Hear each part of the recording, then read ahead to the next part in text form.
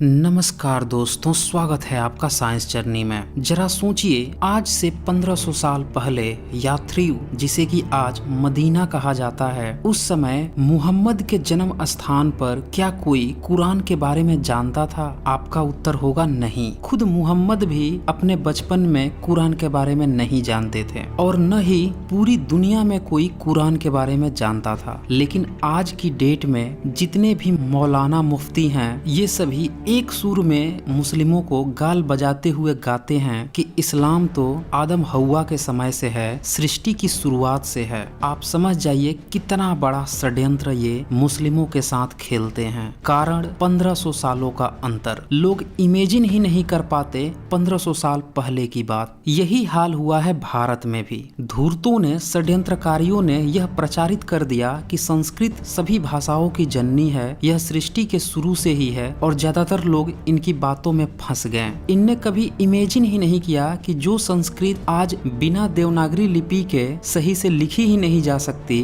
तो जब देवनागरी लिपि 1000 वर्ष पूर्व नहीं पाई जाती थी, तब यह कैसे लिखी गई होगी। वो 1000 साल पहले की सिचुएशन को इमेजिन ही नहीं कर पाते और इस षड्यंत्र में फंस जाते हैं। तो दोस्तों, आज का वीडियो बहुत ही जानकारीपूर्ण होने वाला है। इस वीडियो को आप अंतिम तक देखिएगा और धैर्य से सभी बातों को समझने की कोशिश कीजिएगा, क्योंकि यही वह घालमेल है जिसे सरकार भी आपको बताना नहीं चाहती, चाहे जिसकी सरकार आ जाए। क्योंकि इस षड्यंत्र को आप लिपि और भाषा के माध्यम से समझ गए तो आप मनुवाद की गिरेबान पकड़ लेंगे। जिस तरह से विकासवाद, इवोल्यूशन ऑफ स्पीसीज का कंसेप्ट से ही हम लोग जीव उत्पत्ति का वैज्ञानिक नजरिया समझ पाए हैं, ठीक उसी तरह से भाषा और लिपि का भी क्रमिक विकास हुआ है। भाषा हम उसे कहते हैं जिसे हम बोल भी सकते हैं और लिख भी सकते हैं। बोली उसे कहते हैं जिससे हम सिर्फ एक दूसरे से या लोगों से कम्युनिकेट कर सकते हैं, बातें कर सकते हैं, लेकिन उसे हम लिख नहीं सकते।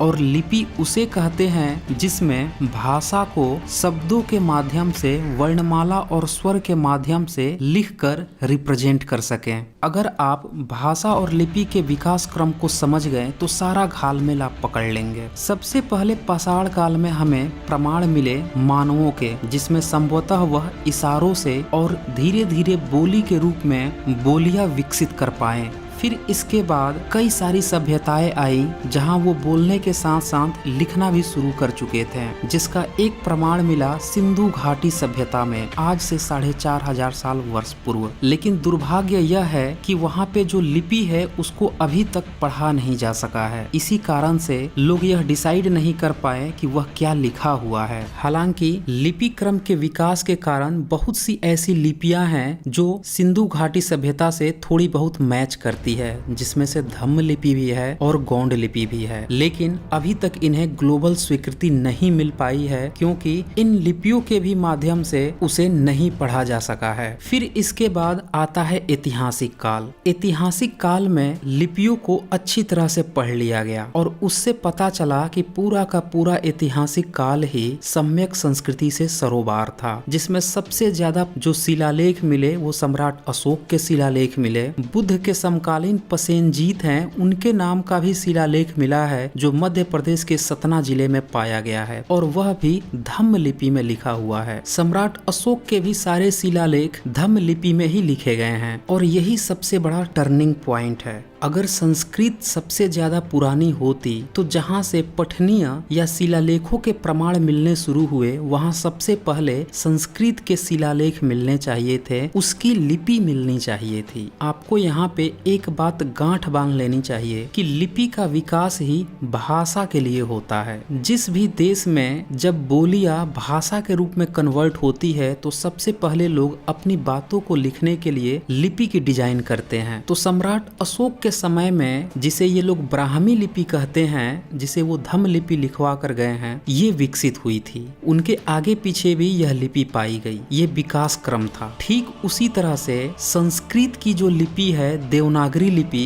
यह 9वीं सदी के बाद ही पाई गई। उसका भी विकास हुआ, जिसका हम आगे विस्तृत चर्चा करेंगे। तो ये जो दावा है कि संस्कृत काफी पुरानी है, यह बिल्कुल ही तर्कहीन, कमजोर और फेक न्यूज है, जिसकी घालमेल को अच्छी तरह से पहचानने की जरूरत है। और अब जितने भी अपने इतिहासकार हैं वो सभी लोग इस बात को अच्छी तरह से बेनकाब कर भी रहे हैं, जिसमें से एक बहुत ही अच्छी किताब है भ्रम का पुलिंदा, जिसको मैं डिस्क्रिप्शन लिंक में दे दूंगा, वहां से जाकर आप पढ़ सकते हैं। इस किताब को पढ़ने के बाद आपको रत्ती भर भी संदेह नहीं रह जाएगा कि भाषा का विकास कैसे हुआ और कौन सी पुरानी भाषा है, कहाँ पे वो प्रश्न खड़े करते हैं और कहाँ पे आप उनको तर्कहीन कर सकते हैं। लेकिन इन सब के बावजूद भी जो धूर्त हैं, जो भ्रमवंशियों की औलादे हैं, इनने जानबूझकर बहुत सारे प्रोपगंडे खड़े किए। इनने जो पाली इंस्क्रिप्शन थी जो धम्म लिपि में लिखवाई गई थी उसको भी इनने जानबूझकर संस्कृत का शिलालेख बताकर प्रचारित कर रखा है। उदाहरण के तौर पर दूसरी सदी का जूनागढ़ का अभिलेख है, उसको भी इन लोगों ने संस्कृत का इंस्क्रिप्शन प्रचारित कर रखा है और उसे ही पूर्ण रूप से संस्कृत का प्रथम अभिलेख बताते हैं भारत का। ऐसा नहीं है कि सिर्फ वही धूर्त हैं, बहुत से लोग इस पर भ्रमित हुए। बहुत से अंग्रेज भी जब भारत का इतिहास उकेर रहे थे तब उन्हें जो धम्म लिपि में लिखी हुई अभिलेख मिलती थी उसको ब्राह्मणवादी तो पढ़ ही नहीं पाते थे, क्योंकि उनका धम्म लिपि से कुछ लेना देना ही नहीं था। लेकिन उनने उसका नाम जरूर ब्राह्मी लिपि लिखवा लिया। जब अंग्रेज उसको पढ़ लिए तो उनके शब्दों की व्याख्या करनी थी, तो उस समय न तो पाली की शब्दावली थी भारत में, न ही बौद्ध उस समय वर्चस्व में थे या बहुसंख्यक में थे या अल्पसंख्यक में थे, बेसिकली वो नगण्य ही थे। तो इसलिए अंग्रेजों ने धम्म लिपि के शिलालेखों की भी व्याख्या ब्राह्मणवादी शब्दावली से कर दी, जिसके कारण से बहुत सारी गलतफहमियां लोगों में आ गई। उदाहरण के तौर पे सम्राट अशोक ने अपने को लिखवाया दीवान पियदसी और जेम्स प्रिंसेप ने उसका अनुवाद किया बिलव्ड ऑफ गॉड। अब उन्हें ये तक नहीं पता था कि बौद्ध मार्ग में गॉड का कोई कंसेप्ट ही नहीं है, और आज भी आप देखेंगे तो हर जगह उसका ट्रांसलेशन इंग्लिश में बिलव्ड ऑफ गॉड ही मिलेगा। तो इसी से आप समझ जाइए किसी अंग्रेज से या कोई पहले से कुछ लिख कर चला गया है उसी पर आंख मूंद कर भरोसा करते नहीं रहना है, बल्कि जो लेटेस्ट रिसर्च आ रही है, जो अब धम्म के जानकार सामने आ रहे हैं, नए इतिहासकार जो सामने आ रहे हैं, उन सभी के रिसर्च, उन सभी की किताबों को पढ़ना बेहद ही जरूरी है। ब्राह्मणवादी हमेशा ही आपको इस बात का उदाहरण देंगे कि कैम्ब्रिज विश्वविद्यालय में ये लिखा हुआ है, ऑक्सफोर्ड में ये लिखा हुआ है। उनसे एक सिंपल सा सवाल है कि जो ग्रिफ्थ ने वेद का भाष्य किया था, जो मैक्समूलर ने वेद का भाष्य किया था, मैक्समूलर तो ऑक्सफोर्ड यूनिवर्सिटी का था ना, तो क्यों ना उसके वेद भाष्य को मान लिया जाए। तो यहाँ पे ये नाक भौं सिकोड़ते हुए भाग निकलते हैं और आपको ज्ञान देंगे कि विदेशियों ने ये कहा, विदेशियों ने वो कहा। अब आइए इसको पूरी अच्छी तरह से ही देख लेते हैं कि क्या है जूनागढ़ के अभिलेख की कहानी, क्यों इस पे विवाद बना हुआ है। सबसे पहले तो आप जूनागढ़ के अभिलेख पे जो लिखा है उसको आप देखेंगे तो आप पाएंगे कि वह वहाँ पे जो सरोवर है उसके मरम्मत की बात लिखी हुई है, और ये सरोवर मौर्य साम्राज्य ने बनवाया था। जिन शासकों ने यह अभिलेख लिखवाया है वो विदेशी थे और उनको शक कहा जाता था, और ये भारत में आकर बौद्ध मार्ग अपनाकर पूरी तरह से भारत के धम्म संस्कृति में विलीन हो गए थे। जब भी कोई विदेशी आता है तो वह अपनी संस्कृति दूसरों पर थोपता है, अपनी लैंग्वेज भी दूसरों पर थोपता है। लेकिन जब तक धम्म अस्तित्व में थी 8वीं 10वीं सदी तक, तब तक जितने भी विदेशी भारत में आए वो भारत की ही संस्कृति में विलीन हो गए, चाहे वो शक थे, कुषाण थे, पल्लव थे या फिर हूण थे। अंग्रेजों और मुगलों के समय में धम्म भारत से खत्म हो चुका था, इसीलिए उन लोगों ने अपनी अपनी लैंग्वेज भारत में थोप दी थी। मुगलों ने एक नई भाषा उर्दू को ही जन्म दे दिया, तो वहीं अंग्रेजों ने इंग्लिश को थोप दिया। लेकिन जूनागढ़ अभिलेख में ये हुआ कि यहाँ के शासक पूरी तरह से भारत की संस्कृति में विलीन हो गए, इसीलिए जो जूनागढ़ का अभिलेख है वो यहीं की भाषा पाली लिपि में ही रहा, लेकिन उसमें शक शासकों के एक दो शब्दों का प्रभाव आ गया। वही एक दो शब्द को देखकर इन धूर्तों ने पूरे के पूरे पाली के अभिलेख को ही संस्कृत का अभिलेख प्रचारित कर दिया। अब यहाँ पे गौर कीजिएगा, अभिलेख लिखवाया बौद्धिस्ट शासकों ने, जो अभिलेख लिखवाए वह उसमें एक दो शब्द अलग इसलिए आ गए क्योंकि वो विदेशी थे। लिखवाया भी उनने धम्म लिपि में, और बता कौन रहा है उसे संस्कृत? मनुवादी। अपने बाप वहाँ पे कौन खोज रहा है? ब्राह्मणवादी। अब क्या कहिएगा उसको, आप विदेशी कहिएगा या शकों की औलाद कहिएगा? कितना बड़ा घालमेल है। और अभी तक तक ये जितने भी व्हाट्सएप यूनिवर्सिटी, फेसबुक यूनिवर्सिटी और आजकल तो विकिपीडिया यूनिवर्सिटी से पढ़े हुए छात्र पहुंच जा रहे हैं इतिहास का ज्ञान देने कि देखो विकिपीडिया में लिखा हुआ है जूनागढ़ का अभिलेख संस्कृत का अभिलेख है। तो मैं फिर से एक बार सलाह देना चाहूंगा कि ये जो सोशल मीडिया यूनिवर्सिटी है वहां से ज्ञान लेने की बजाय सही स्रोत से ज्ञान लेना शुरू कर दीजिए। कौन क्या लिख के गया है ये मायने नहीं रखता है, मायने ये रखता है कि उसके पीछे तर्क कितना है, उसके पीछे सत्यता कितनी है, उसके पीछे भाषा और लिपि की सत्यता कितनी है। अब मैं इतनी हल्की बात कह के यहाँ पे नहीं छोड़ने वाला। आइए मैं इस जूनागढ़ अभिलेख पे थोड़ी और डिटेल में घुसता हूँ। अगर लोगों ने इतना विवाद खड़ा कर रखा है तो इस पे विस्तृत चर्चा होनी चाहिए। सवाल यह है कि धम्म लिपि में जब जूनागढ़ अभिलेख लिखा गया है तो क्या धम्म लिपि में संस्कृत लिखा जा सकता है? उत्तर है नहीं। संस्कृत की जो लिखावट है वह देवनागरी लिपि में ही सुटेबल है। अगर आप उसे धम्म लिपि में लिखना चाहें तो नहीं लिख सकते, आप संस्कृत ही नहीं लिख सकते हैं। आप लिख कर देख लीजिए, संस्कृत का जो क्री शब्द है वह धम्म लिपि में लिखा ही नहीं जा सकता। तो जब भाषा का नाम ही धम्म लिपि में नहीं लिखा जा सकता,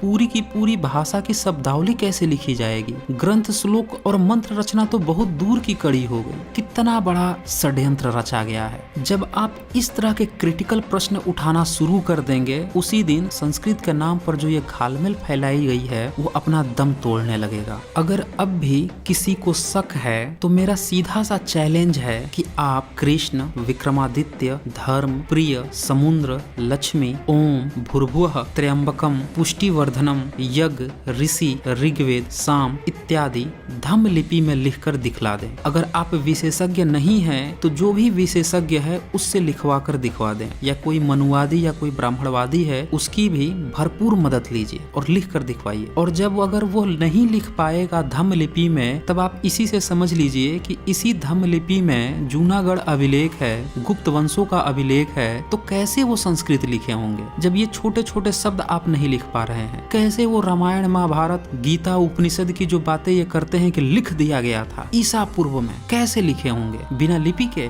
यहाँ पे मैं एक बात और बता दूं कि बहुत लोगों को कंफ्यूजन है, प्रचारित करते रहते हैं कि हम सनातन धर्म का पालन करते थे। तो इस धर्म शब्द को भी 10वीं सदी से पहले धम्म लिखा जाता था। तो वो सनातन धर्म को नहीं, 10वीं सदी से पहले सनातन धम्म का पालन करते थे। ये उन लोगों के लिए भी जवाब है जिन लोगों के पास ये जवाब नहीं है कि आज वो हिंदू कहते हैं जो फारसी गाली है, तो 10वीं सदी पहले उनका क्या धर्म था? तो उनका धर्म नहीं, यही धम्म था। ये धम्म लिपि में वो खुद को सनातन धम्म ही लिखते थे। अगर विश्वास नहीं है तो किसी जानकार से जाकर ये जिस धम्म लिपि में गुप्त वंश का और जूनागढ़ अभिलेख दिखवा रहे हैं उसी में धर्म लिखवा के खुद चेक कर लें कि धर्म था या धम्म था। अब कुछ और प्रमाण देखिए। विक्रमादित्य को ये खूब प्रचारित करते हैं, ये तो हिंदू राजा था। गुप्त वंश के भी राजाओं को, जैसे समुद्रगुप्त है, इनको भी खूब प्रचारित किया हिंदू राजा के नाम पे। लेकिन सवाल ये है कि आप जो नाम सुनते हो विक्रमादित्य, समुद्रगुप्त, क्या इन लोगों का नाम यही था? उन लोगों के जो अभिलेख मिले हैं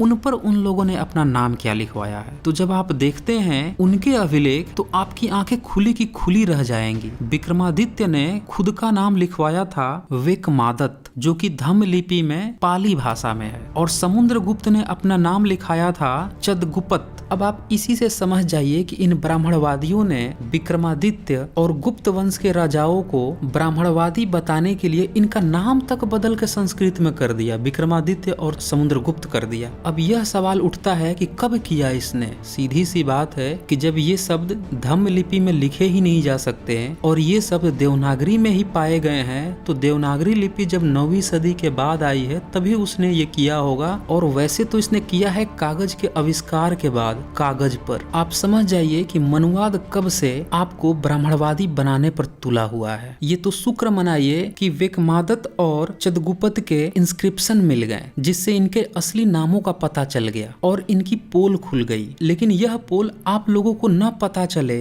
इस लिपि विकास क्रम के पाठ्यक्रम को पूरे सिलेबस से ही गायब करवा दिया। अब आप इसी से समझ जाइए, सरकार किसी की भी हो, एजुकेशन में किसका वर्चस्व अब तक रहा है? इन लोगों ने आपको क्या पढ़ाया है, क्या दिया है? क्यों आप इतिहास को लेकर इतने कंफ्यूज हैं? इसका कारण आपकी गलती नहीं है, बल्कि यह व्यवस्था है जो आपको हमेशा भ्रम में रखना चाहती है, कभी आपको आपका इतिहास बताना नहीं चाहती। अब जब लिपि की बात आ ही गई है तो आइए इसे भी समझ लेते हैं। बौद्ध महाविद्यालय नालंदा की जब खुदाई हुई तो वहाँ पे बहुत सारे सील मिले। गुप्त काल के भी मिट्टी के बने हुए सील मिले, तो वर्धन काल के भी और पाल वंश के भी। जो गुप्त वंश की सील मिली वो धम्म लिपि में लिखी हुई थी और वो थोड़ी घुमावदार हो गई थी मौर्य काल की धम्म लिपि की तुलना में। बेसिकली यह विकास क्रम था। और उसके बाद जब पाल वंश की जो 9वीं सदी की सील मिली, जो कि नालंदा महाविद्यालय के प्रांगण में ही मिली थी, उसकी अगर आप लिपि को ध्यान से देखें तो ये नागरी लिपि है और इसमें लिखा हुआ है श्री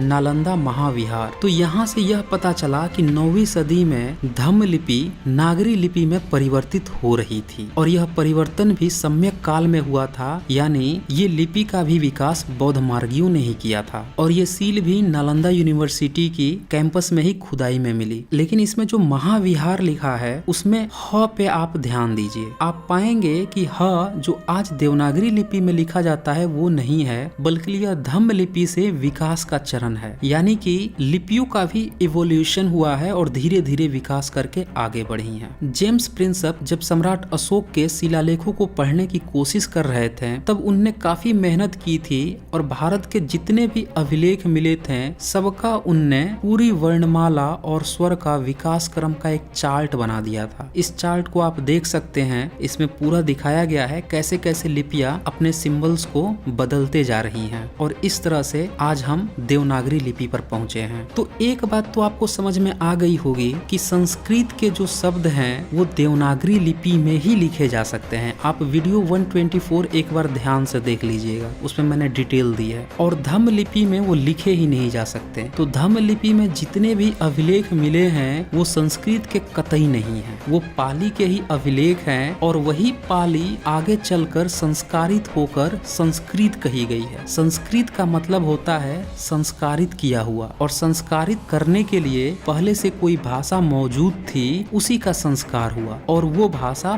पाली थी। तो अब आप एक बात समझ गए होंगे कि पाली भाषा ही सबसे पुरानी है और यह पूरी तरह से फेक न्यूज है, बकवास है, क्रेप है कि संस्कृत सभी भाषाओं की जननी है और संस्कृत बहुत पुरानी है। कोई सबूत ही नहीं है, एक सिंगल लिखा हुआ तक सबूत नहीं है। क्या आज आप बता सकते हैं कि कोई ऐसा शब्द आप जानते हैं जो आप उसका उच्चारण तो कर सकते हैं लेकिन कोई उसको लिख नहीं सकता? ठीक इसी तरह से जब री, छ, त्र, ज्ञ ये सारे शब्द पहले होते ही नहीं थे तो फिर संस्कृत होने का सवाल क्या था? और अगर ये शब्द होते तो जो बुद्धिजीवी इतने धर्म ग्रंथ उस समय लिख पा रहे थे वो इनके लिए अक्षर भी उसी समय डिजाइन कर लिए होते। बेसिकली ये सारी रचनाएं ही हुई हैं देवनागरी लिपि के विकास के इर्द गिर्द में, तभी इन्हें देवनागरी लिपि में ही लिखा गया। और पाली का विकास जब हुआ तो पाली ने अपने लिए लिपि धम्म लिपि बना ली थी। हर भाषा अपने लिए लिपि इजाद कर लेती है। तो उसी तरह से 9वीं सदी के बाद संस्कृत ने भी अपनी लिपि इजाद कर ली जो कि आज देवनागरी है। तो दोस्तों इस वीडियो को ज्यादा से ज्यादा शेयर कीजिए ताकि सभी लोगों को यह कंफ्यूजन दूर हो सके कि भाषा और लिपि का विकास क्रम क्या है, पाली और संस्कृत का घालमेल क्या है और कौन सबसे ज्यादा पुरानी है। तो दोस्तों आज बस इतना ही। आगे की वीडियो में कुछ और इंटरेस्टिंग फैक्ट लेकर आऊंगा। धन्यवाद।